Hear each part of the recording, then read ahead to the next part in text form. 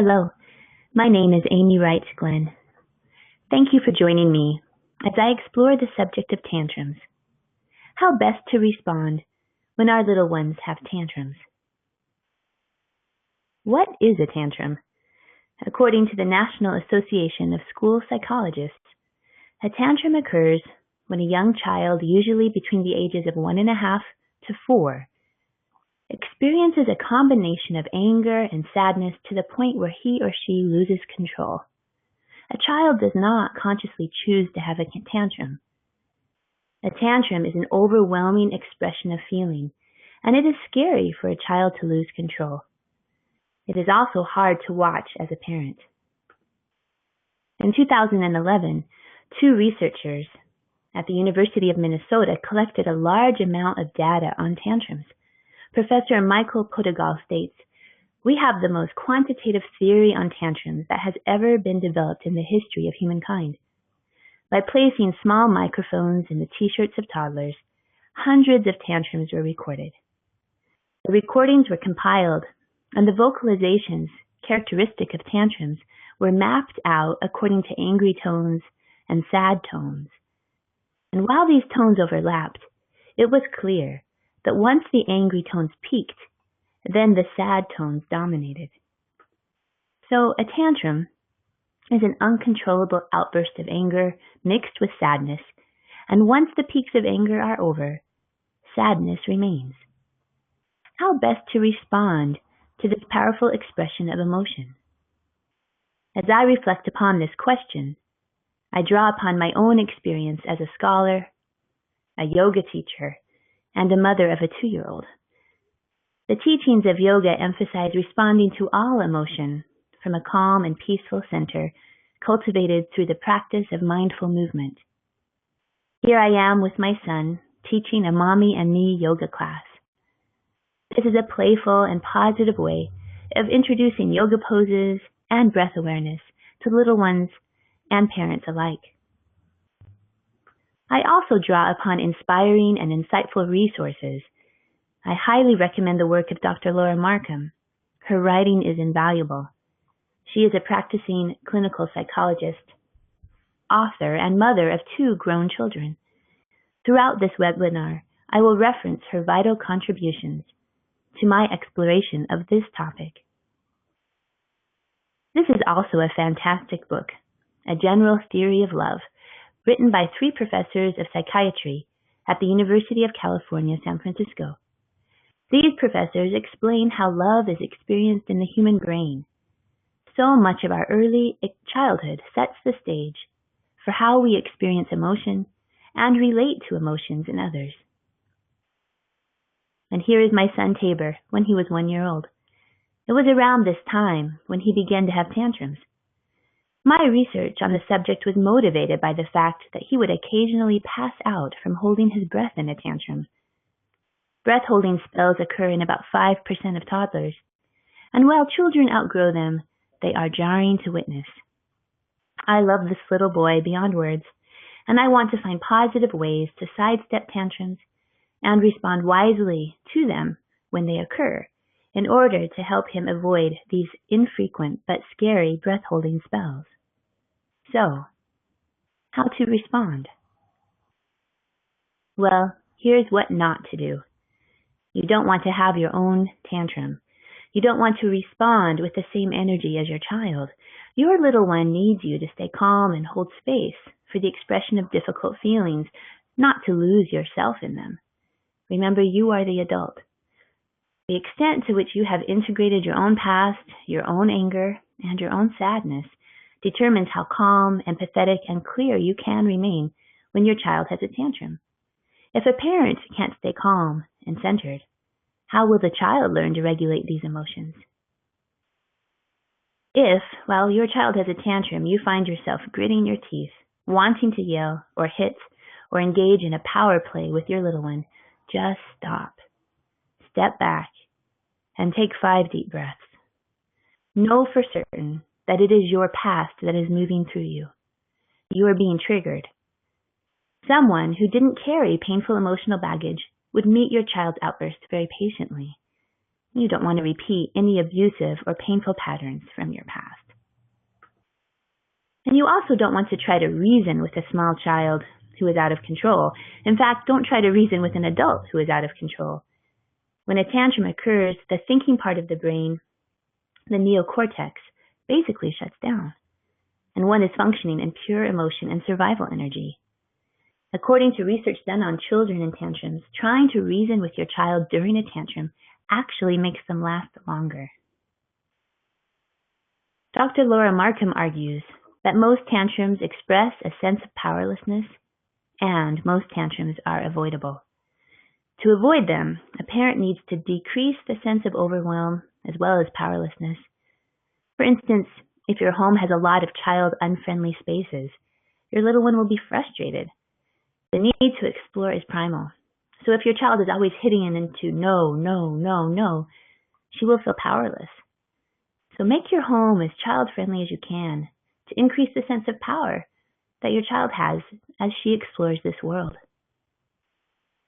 Many tantrums occur when children are tired or hungry, and this relates to that sense of overwhelm. If your goal is, like mine, to avoid most tantrums, then being sure to keep the balance for your child is crucial. Sometimes we as parents are preoccupied in our own tasks, and we forget the vital need for steady rhythm for our child in his or her day. When sleep patterns are all over the place and dinner time is unpredictable, your little one will have tantrums. Children need to be balanced physiologically. In fact, we all do. Our job as parents is to keep the balance in the home. Your child is a human being who has the right to dislike things. Let your child say no or stop, as long as their no isn't infringing on another's right or isn't an issue of health or safety. Don't engage in power plays around trivial no's, and this will decrease a little one's sense of powerlessness. Your child has desires that can conflict with your own. Dr. Laura Markham encourages parents to set limits with empathy. For example, before you set the limit, as long as it is not an issue of immediate safety, just acknowledge the desire first. Oh, you want that cookie on the table. You acknowledge the desire, and by acknowledging what she wants, before you interrupt her concentrated quest with a no, your child will feel more understood and less overwhelmed by power. As you work with the energy of anger, it's helpful to remember that all anger is a defense against more uncomfortable feelings. In this photo, the little boy is so angry, so hurt, and one can see the grief right there too. The beauty of a child's heart is that it has not been hardened by life. So after the peaks of anger in a tantrum, the deeper and more uncomfortable feelings of grief or sadness arise. Your job as a parent is to hold an empathetic and loving space for this normal unfolding. Professor Portugal states that the trick in getting a tantrum to end as soon as possible was to get past the peaks of anger. And once the child was past being angry, what was left was sadness, and sad children reach out for comfort. In order to get past the peaks of anger, Portugal suggests making sure that the child is safe, and then basically do nothing. Now, Dr. Laura Markham would disagree with that second part. She argues that a parent can simply sit and empathetically witness or hold space for expressions of anger, and that's not doing nothing. It's important not to leave the room or ignore the child emotionally. The child is out of control in a tantrum, and it's helpful to have them know on some level that you are there during their expression of anger, even if on the periphery. You haven't abandoned them to the confusing emotions coursing through their bodies. You witness to them, yes, that these emotions exist. They aren't scary, and they're a part of life. You model that through time, one can watch anger come and go without being pulled off center. During a tantrum, it's best to use very few words, and in the angry spaces, perhaps none at all. Yet, as you notice, the beginnings of frustration build. It's helpful to offer short and descriptive and kind sentences to your child, and this way he comes to know what he is feeling. Tabor feels mad. You are angry at Mommy. Susan is sad right now. And sometimes by acknowledging the feelings right away, a tantrum can be derailed. The child feels understood and is less likely to express overwhelm through losing control in a tantrum. So acknowledge the desire, set needed limits, and acknowledge the feelings that come through setting the limits. Now, at the end of a tantrum, there's a strong need to reconnect. A strong need for cozy time, as Laura Markham puts it. The reconnection on the heart level with one's child is central to their emotional stability, physical brain development, and the long-term health of the relationship between you and your child.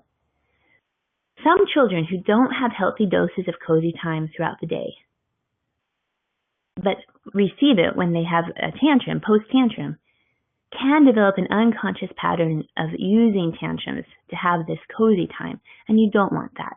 So give your child lots of cozy time throughout the day, and after the tantrum is in the sad stage, of course, reconnect in the same way.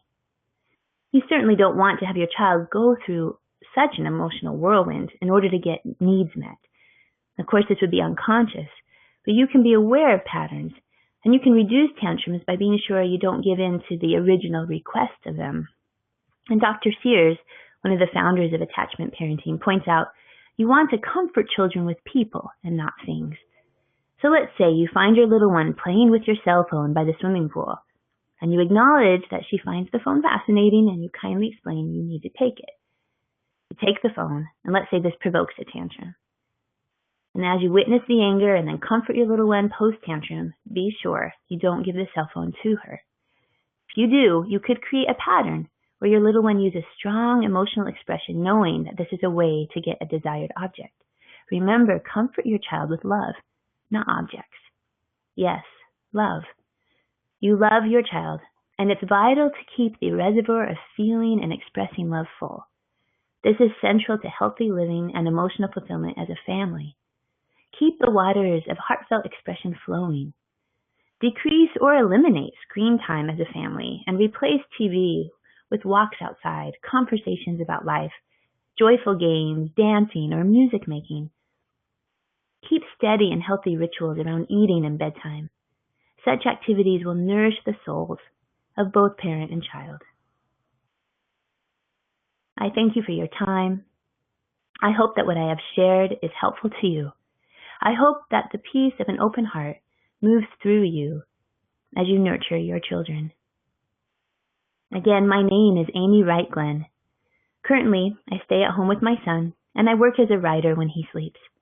I write for a variety of websites such as Attachment Parenting International, and I'm the voice for motherhood, spirituality, and religion on Philly.com. You can find my articles online. And you are welcome to read my book, Birth, Breath, and Death, Meditations on Motherhood, Chaplaincy, and Life as a Doula. It is available in print and on Kindle via Amazon. Thank you so much.